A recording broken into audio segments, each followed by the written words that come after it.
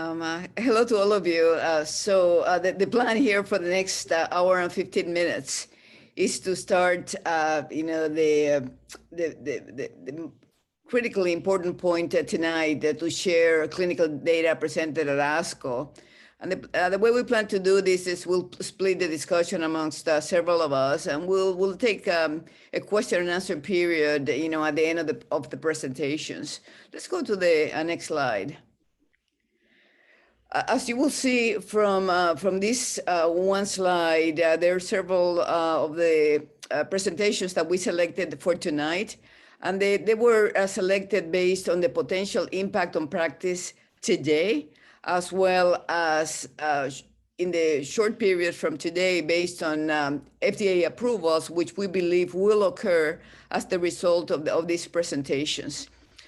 So we'll follow the order, starting breast and GYN, then lung cancer, GU, and GI, and then we'll move to the other sections of the meeting this evening. So let me go ahead and get started with breast and gynecological cancer. I'll spend 20 minutes, probably 18 minutes, discussing these very important studies, but I hope that the slides that we all selected tonight are good enough to not only display the schema of the studies, but also the primary results of the study, as well as the potential implications of these results for clinical practice. Let's go to the next slide. First of all, we'll start with the Olympia clinical trial. So this is an adjuvant study, and this is the main adjuvant study in breast cancer that I will discuss this evening. So the clinical question is as follows. Does 1 year of oral olaparib or Lynparza treatment after surgery and chemotherapy reduce the risk of breast cancer returning in persons who had inherited mutations in their BRCA1 or BRCA2 genes? As you all know, there has been a lot of interest on PARP inhibitors in the setting initially, actually, of breast cancer, and then various other malignancies, including, prostate cancer, pancreatic cancer, and others. But this in the metastatic setting, but this is the first adjuvant trial reported with a PARP inhibitor in the setting of any malignancy, and in this particular case is breast cancer. Next slide, please. This was a very well-conducted, double-blind, placebo-controlled, randomized phase 3 clinical trial. It was a global study in which patients who had local genetic testing or actually had central testing for alterations in the BRCA1 or BRCA2 genes that were felt to be pathogenic or likely pathogenic were enrolled. It's very critical for all of our practices to realize that in this trial, patients' tumors had to be HER2 negative, but the tumors could be either hormone receptor positive or triple negative. And this is a very important issue because, as you know, many people in the past associated germline alterations, so BRCA1 particularly, and in some cases BRCA2, mainly with triple negative breast cancer. And now we know that certainly if there be BRCA1 variants, these patients tend to get triple negative breast cancer, but if there are BRCA2 variants, these patients tend to get hormone receptor positive disease. So one of the things I liked about this trial is that they were inclusive of either one of those two groups of patients, hormone receptor positive or TNBC. So here the patients could have had either neoadjuvant therapy and they did not achieve a pathological complete response, or the patients could have had adjuvant treatment that had been completed. So essentially residual disease after neoadjuvant therapy, or the patients had a tumor size or lymph node presence that allowed them to receive adjuvant therapy. And as you see, the patients were then subdivided based on whether they had received prior therapy in the neoadjuvant setting or whether the patients had received adjuvant therapy, but not neoadjuvant treatment. So the patients could have received one or another. This was a large trial of 1,800 patients or so, and the randomization was to olaparib orally, of course, versus placebo administered for 1 year, with the primary endpoint being invasive disease-free survival. Next slide, please. As you clearly see from the invasive disease-free survival curve on the left side of this slide, the line on yellow reflects the data from with olaparib, in blue the data with placebo. And you can see that actually pretty early from the time of randomization, the curves started to separate. And ultimately, you can see the absolute difference in invasive disease-free survival at the 3-year point, being 86% with olaparib versus 77% for placebo, with a stratified hazard ratio of 0.58. And you see that the absolute difference on the 3-year IDFS that I mentioned was 8.8%. So a remarkable improvement in the invasive disease-free survival for patients who were randomized to the PARP inhibitor. There was also a very careful analysis of the time of the type of first invasive disease-free survival event. And as you see in the majority of cases, this was actually distant recurrence, which, as you know, is so important when we look at the potential relationship with ultimate mortality for patients. Another aspect of this trial on this slide was that there was a particular attention paid to the development of second primary non-breast malignancies, and that is based on the fact that there has been a concern over the years that if we use PARP inhibitors for a long time, we may precipitate the development of second myelodysplastic syndromes or secondary malignancies. So here the data from this study are quite reassuring related to this point. Next slide, please. Here we have the graphs of distant disease-free survival, again, with a stratified hazard ratio of 0.57, and you see the more than 7% absolute difference at 3 years. The data of overall survival are very interesting because, as you see there have been 59 deaths on olaparib, 86 deaths on placebo, stratified hazard ratio 0.68, the p-value is 0.024, but this is not statistically significant because this analysis was based on an interim analysis where the p-value had to be less than 0.01 for statistical significance. But still, you see the 3-year overall survival difference of 3.7% in favor of patients who received olaparib. Next. So you have a listing here of some of the side effects that I mentioned previously, and there were a little more side effects with olaparib as you expected, but the data are really very consistent with the data that had been observed in the metastatic trials. You see how there was particular attention paid to myelodysplastic syndrome, AML, or no primary malignancies. But as you see, the numbers actually, in terms of those specific areas of special interest, were actually not dissimilar between the two groups. There was more nausea with olaparib, there was more placebo, more anemia and vomiting and diarrhea, but those things are technically pretty manageable with the experience that you will have in your oncology practices. Next. So summary, adjuvant olaparib for a year significantly improved invasive disease-free survival and distant disease-free survival. It reduced the risk of metastatic breast cancer, new cancer, and deaths, by 43%. The overall survival data are already very interesting, favoring olaparib, but still not statistically significant. Next. So the issue is, what will happen with this? Well, first of all, I think the adjuvant use of the PARP inhibitor olaparib or Lynparza is expected to become standard of care for patients with germline alterations of BRCA1, BRCA2. And it highlights the importance of germline genetic testing for all patients with invasive breast cancer. Next. So, in practice, certainly we can have this very interesting clinical data. We can think, okay, this should become standard of practice, but how are we going to deal with this? Well, ASCO was really fast. As in June 15th, they released a rapid guideline recommendation to update for certain patients with hereditary breast cancer. And I will not go over all the details on this slide. Certainly you will have copies of this slide, but essentially it says, okay, the data are sufficient enough that you all need to be aware, and then that will then impact the types of patients eligible to be considered for this novel adjuvant treatment. Of course, the adjuvant use of olaparib has not yet been approved by the FDA. Next. But in addition to ASCO, in addition to what we're thinking about in practice, we also are paying attention to what different recommendations are from guidelines related to who should be tested for germline alterations or variants of BRCA1 and BRCA2. And the other societies are really evolving in their recommendations, but none of them have issued new recommendations since this report of ASCO 2021. But in 2019, as you are aware, some of you may be aware, the American Society of Breast Surgeons really wanted to significantly expand the patient population considered for BRCA testing. And the U.S. Preventive Services Task Force, updated their guidelines in 2019 compared to what they had done in 2013.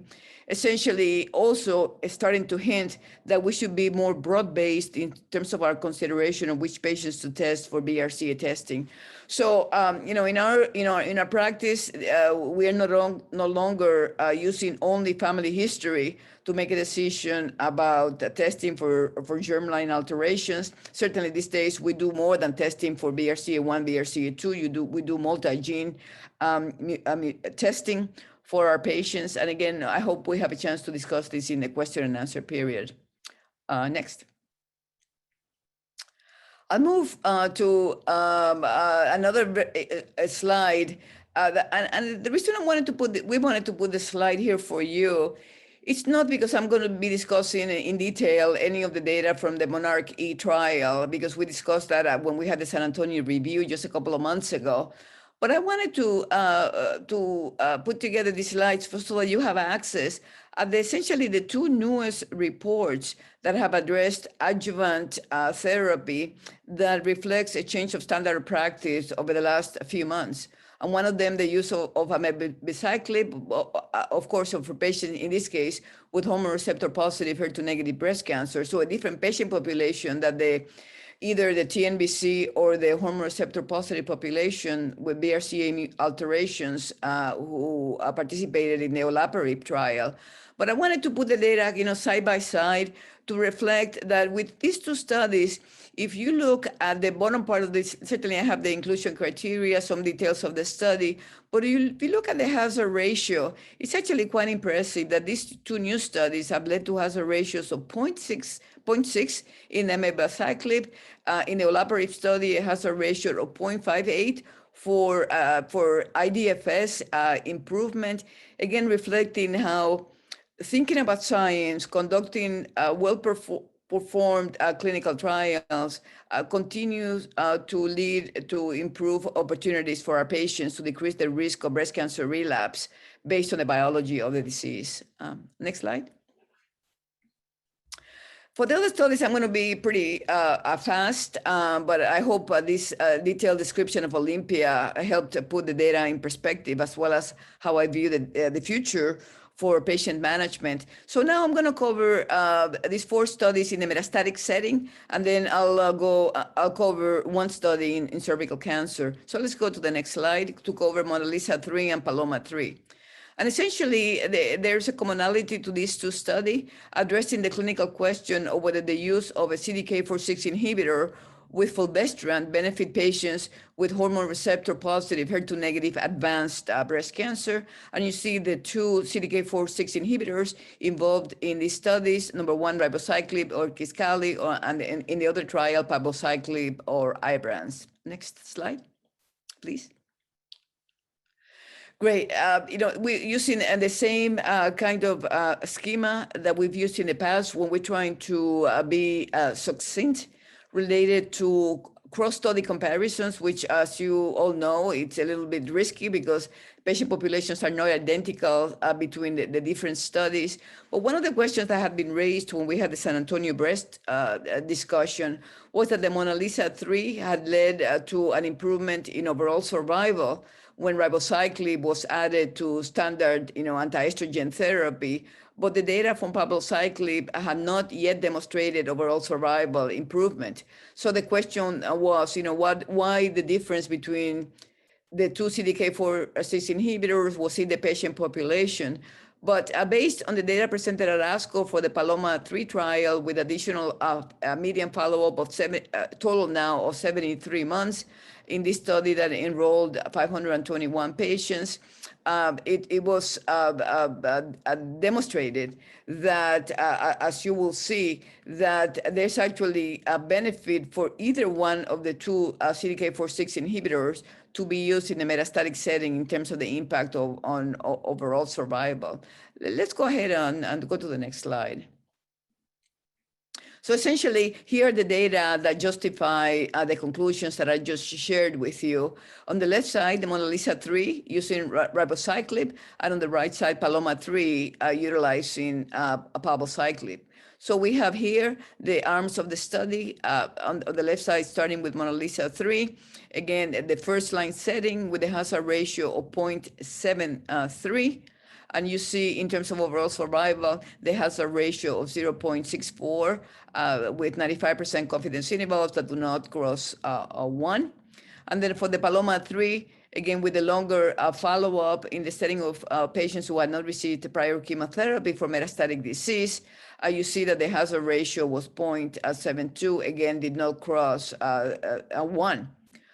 Of course, because the patient populations in these two studies were slightly different, you can see how that is reflected on the difference of median overall survival in the placebo arms for the two studies in Mona Lisa 3. The overall survival in the placebo arm was 52 months, whereas it was essentially 30 months in the Paloma 3 study. But again, I think putting the studies side by side helps, ameliorate the concern of, my gosh, is there a major difference between the two CDK4/6 inhibitors in terms of having an impact for the appropriate populations originally diagnosed with hormone receptor positive breast cancer in terms of having an impact on overall survival in the metastatic setting. Next. So in terms of an impact, based on the data, use of either palbociclib or ribociclib when combined with fulvestrant demonstrated durable, clinically relevant OS benefit of greater than 1 year in patients with hormone receptor positive, HER2 negative advanced breast cancer.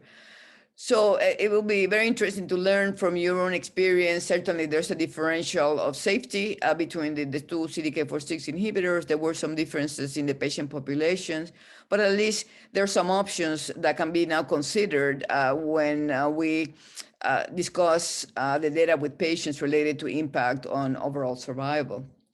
Next slide. The other two presentations that we selected in the metastatic setting are from studies we actually discussed at the San Antonio briefing a couple of months ago, but there were some subgroup analysis presented at ASCO that we thought would be of interest, particularly because both of them were part of the questions that we received just a couple of months ago at our previous meeting. So let's go to the next slide to talk about the ASCENT trial. And the clinical question is whether sacituzumab govitecan or Trodelvy benefit patients with advanced TNBC who are older or are 65 years of age. This is a very important question because, as you know, in many studies, older patients tend to be not to be enrolled in the studies. And then there's a question, okay, do these patients have differential safety, differential benefit from agents? The other question that is being raised here for Trodelvy is whether the benefit that was observed in the overall study also applied to patients who developed recurrence or developed metastatic disease within 12 months of neoadjuvant therapy. So it's essentially, these are the patients with aggressive disease.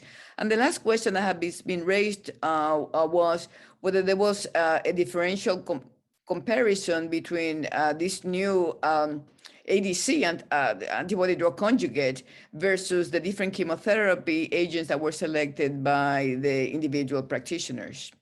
Next slide. So 3 questions in one very summary over the next few minutes. As you may recall, the ASCENT clinical trial was a trial that enrolled about 529 patients who have been diagnosed with metastatic triple negative breast cancer. And the patients had refractory disease, and they had needed to have received at least 2 prior chemotherapies for breast cancer, and one of which could be in the neoadjuvant or adjuvant setting. But again, all of the patients had received a therapy for metastatic disease. The randomization was to Trodelvy 10 milligrams IV on days 1 and 8 every 3 weeks, versus the physician's choice of single-agent chemotherapy, eribulin, vinorelbine, gemcitabine, or capecitabine. The outcomes, the primary efficacy endpoint, well known to all of you, progression-free survival in the brain amidst negative population, but there were other endpoints, again, that we have discussed in the past. Next slide. So let's look at the new data. Let's look first at the group of patients based on age, and that is in the upper part of this table for this ASCENT clinical trial, sacituzumab govitecan, physician's choice in terms of median progression-free survival on the left side, and then overall survival on the right side.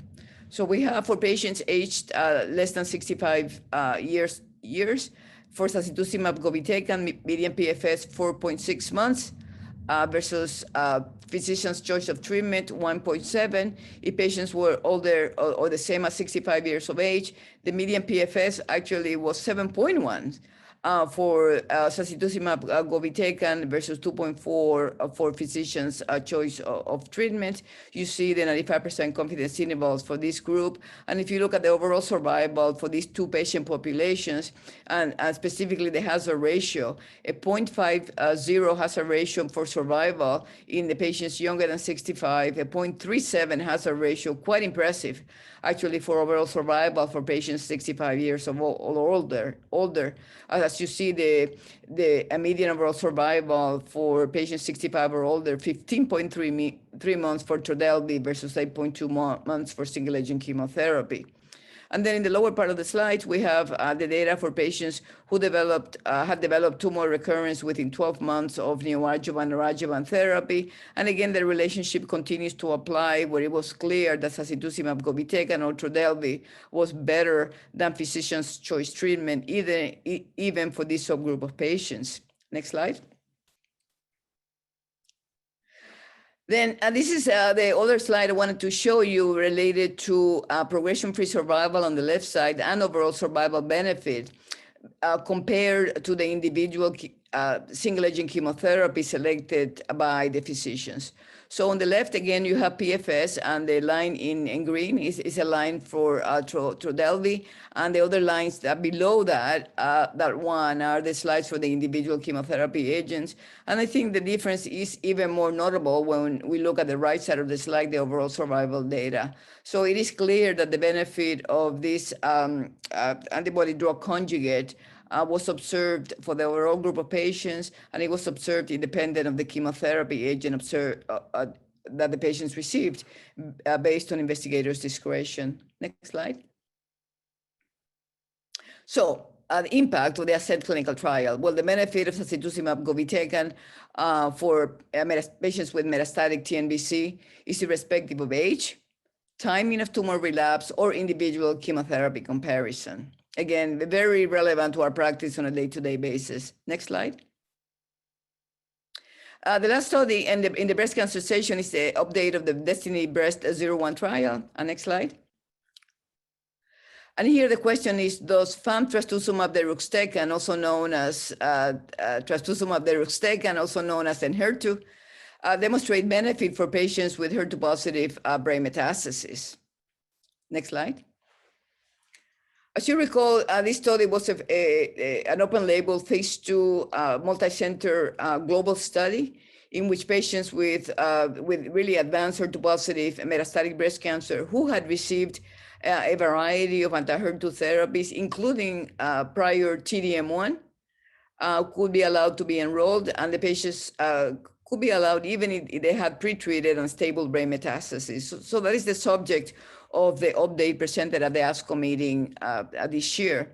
Of note that the median lines of therapy for these patients was 5. It's just an impressive number with a range of 2 to 27 prior regimens. Of note is that, as I mentioned previously, 100% of the patients had received trastuzumab and T-DM1, 66% had received prior pertuzumab, and 54% had received other anti-HER2 therapies. Of notice that 24 of the patients who had enrollment into this trial had a history of brain metastasis. And here on this table on the right side, you can see the median age of the patients, the hormone receptor status, the HER2 expression, and whether they had received, of course, prior CNS treatment, and the majority of patients had received radiation therapy alone, other patients surgery for brain metastasis. 21% of the patients had received both radiotherapy and surgery for brain metastasis. Next slide. So here we have the response data that was gathered by the organizers or sponsors of this study for the patients with CNS metastasis. First of all, the probability of progression-free survival is demonstrated on the left side. And as you see over there, the median progression-free survival was 18.1 months. So actually extremely relevant based on the median progression-free survival for the the entire study, which was 16 months. In other words, the median progression-free survival was not inferior for the group of patients treated with HER2 if they had CNS metastasis, stable CNS metastasis versus patients who did not have known brain metastasis.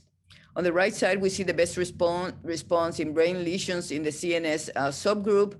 And I mean, it's really evidence, as you see from this plot, that there was diminution of the size of the brain lesions in most of the patients who actually received HER2. Next slide. So in summary, we can say that based on the data, the efficacy of trastuzumab deruxtecan in the CNS subgroup was comparable to the overall population. You see the response rate observed 41% in patients in this study. Then in addition to that, 41% of the patients experienced a stable disease. Of course, interpretation is limited by various factors. Number one, this was a post hoc analysis of CNS response. Number two, there was not a prospective plan for MRI scans to be done in all patients. But the third issue that I wanted to highlight with you is that there are ongoing trials that will continue to assess the potential of trastuzumab deruxtecan in patients with breast cancer and active brain metastasis. Particularly, there's a trial called the Destiny 12 trial, which is set to enroll 500 patients to evaluate the efficacy of this agent in the setting of brain metastasis. So the way the study is set up is there will be 250 patients enrolled based on them having brain metastasis, and then the other 250 patients will be patients who are followed and then develop brain metastasis, and then they can enroll in the trial. So I'm very optimistic that there's some preliminary interesting data relevant to our practice on a day-to-day basis. But that's important to that there's a commitment to conduct prospective trials to better understand patient management. Next slide. So to close this discussion of Destiny 01 is that in addition to the data for all comers, trastuzumab deruxtecan demonstrated disease control in the subgroup of patients with HER2 positive metastatic breast cancer with stable treated brain metastasis at baseline. Next slide. So let me close with the last trial, which is the Outback trial. This trial was presented at the ASCO plenary session, so we felt it was important to at least briefly allude to the schema and the outcome tonight. Next slide.